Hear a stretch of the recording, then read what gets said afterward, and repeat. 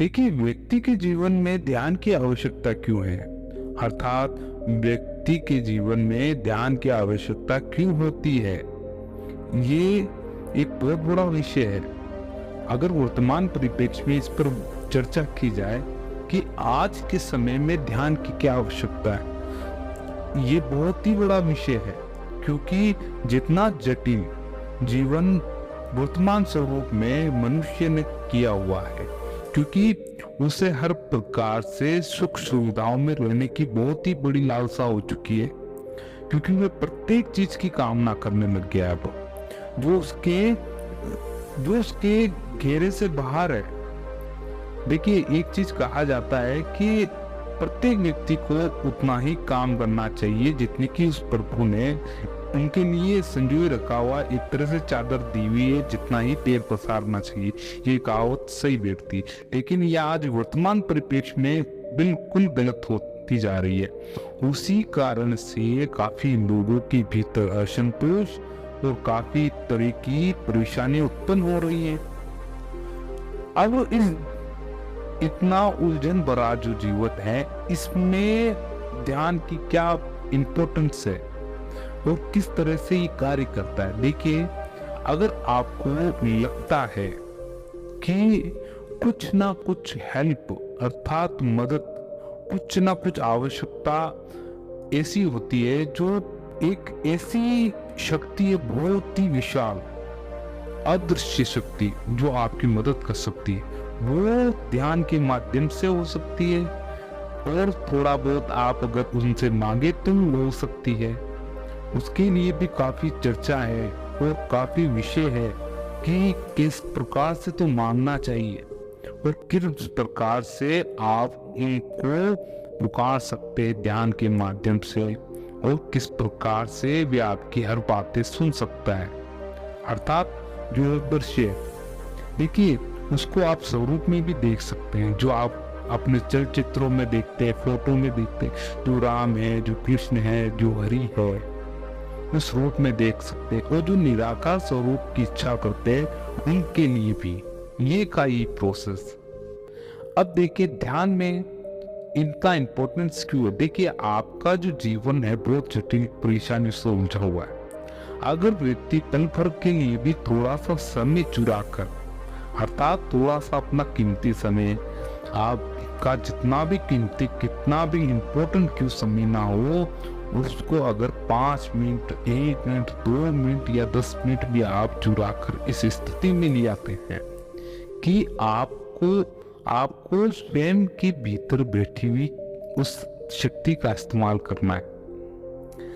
जैसे कि आप एकांत में बैठ गए, एकांत में बैठने के पश्चात क्या है कि आपको स्वयं के बारे में चर्चा बिल्कुल नहीं करनी है कि मैंने आज वो देखा, मेरे लिए वो उपयुक्त चीज है, मैंने वर्तमान में ये स्पष्ट रूप से कार्य कर रखा है, या फिर मुझसे भूतकाल में वो गलत कार्य हो गया है।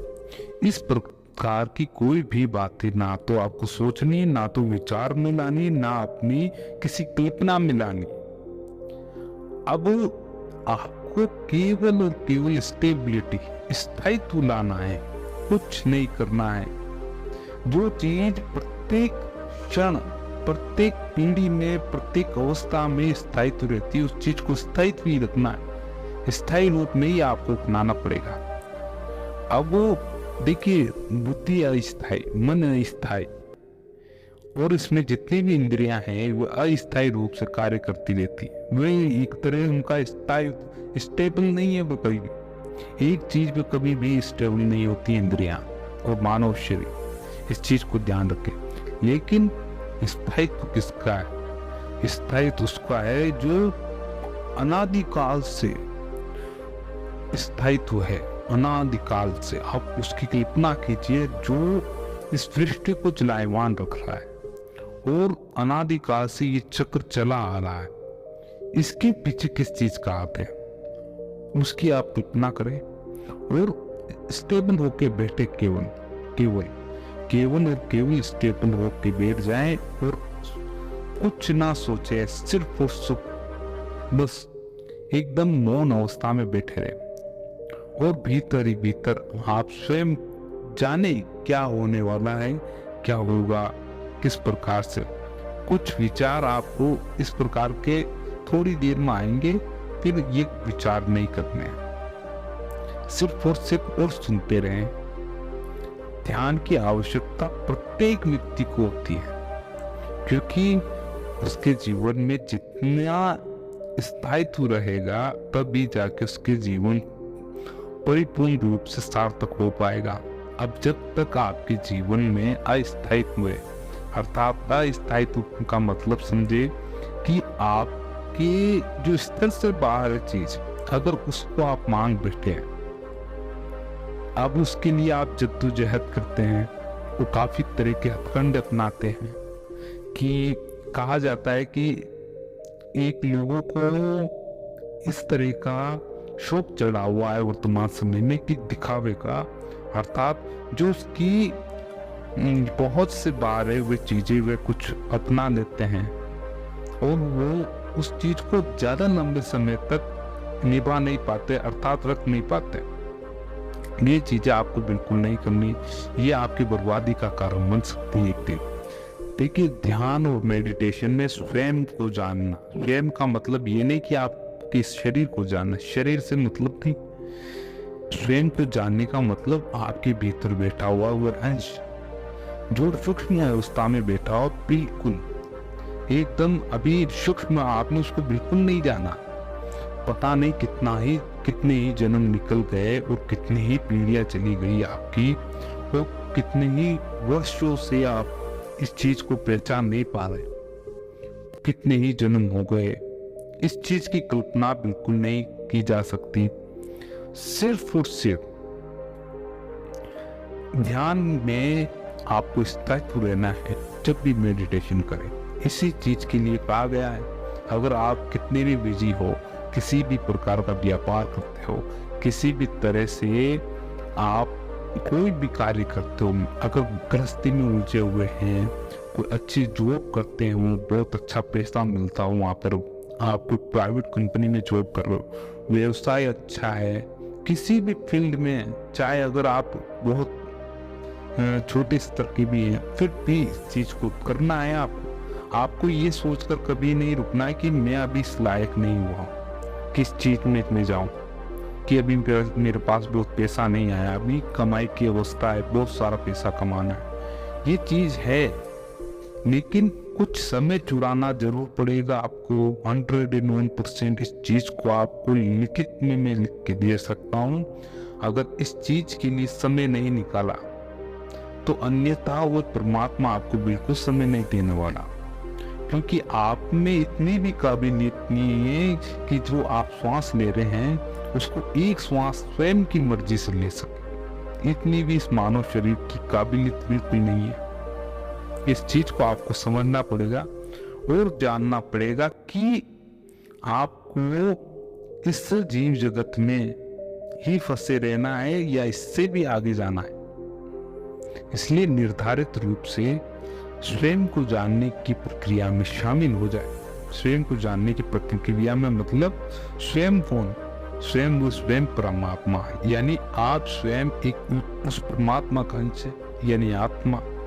आत्मा से परमात्मा का ज्ञान, ये आत्मा परमात्मा तुल्य है।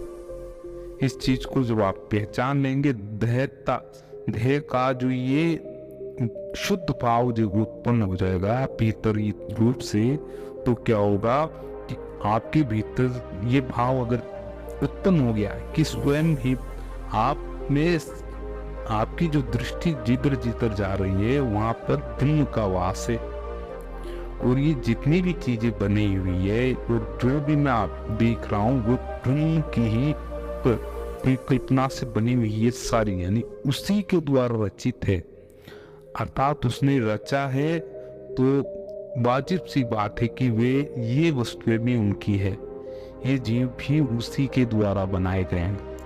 अर्थात ऐसी अगर भावना उत्पन्न हो गई तो क्या होगा कि आपका जो दृष्टिकोण है वो पूर्ण रूप से बदल जाएगा इस पर्यावरण के लिए, इस संसार के लिए। एक तरह से पॉजिटिव अर्थात सकारात्मक सोच का निर्माण हो जाएगा तुरंत उसी समय।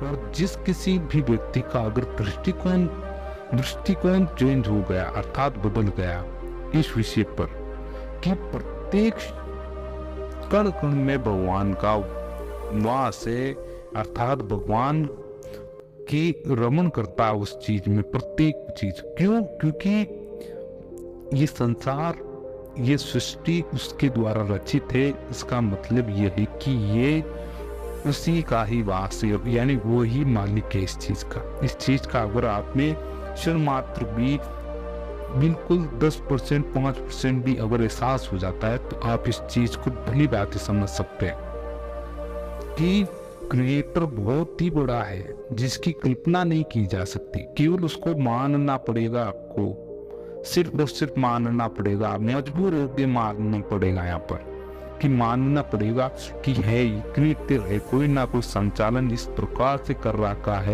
रहा है कि ना तो वे दिखाई देता है और ना ही वे किसी प्रकार का भागीदारी बनता है। महाभारत के युद्ध में साक्षात भगवान के रूप में श्री कृष्ण ने अवतार लिया था। पूरा युद्ध होता था शस्त्र तक, उन्होंने शस्त्र नहीं उठाया, बिल्कुल एक तिनका बराबर भी शस्त्र नहीं उठाया। और पूरा महाभारत का युद्ध बिल्कुल संचालन नियमों अनुसार उन्होंने करवाया, अपने ही नेतृत्व में, बिल्कुल परिपूर्ण रूप से। इस चीज को आपको जानना पड़ेगा कि क्रिएटर बहुत बड़ा है। ध्यान इसलिए आवश्यक है कि स्वयं को पहचानना, अर्थात इस देह का उपयोग केवल आर्थिक आवश्यकताओं के लिए, इंद्रिय तृप्ति के लिए और अपने सामाजिक व्यवस्थाओं को अच्छी बनाने के लिए, जीवन यापन करने के लिए ही नहीं है। इससे भी बहुत बड़ी चीजें हैं, बहुत ही उत्तम मार्ग है, उस पर चलना भी बाकी है। पता नहीं कितना तो जीवन बचा है और कितना अपन ने व्यर्थ कर दिया है।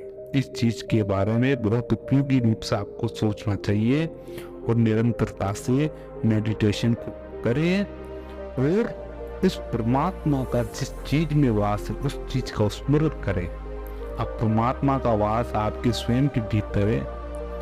अब ये चीज गुप्त रखे कि आपको उसका स्मरण कैसे करना है, उसको स्वयं के द्वारा ही बार बार स्मरण करना है। बहुत ही सरल मार्ग है, गुप्त तरीके से मैंने थोड़ा बताया है, उस पर मैंने काफी सारी वीडियो बना रखी है, आप देख सकते हो उसको। आपको ये वीडियो कैसा लगा जरूर हमें जानकारी दे। अगर वीडियो अच्छा लगा हो तो इस वीडियो को लाइक जरूर करें और चैनल को सब्सक्राइब करें। आत्मा का सफर, मिलते हैं आप अगले वीडियो में। जब तक के लिए जय श्री राम, ओम नमो वासुदेवा।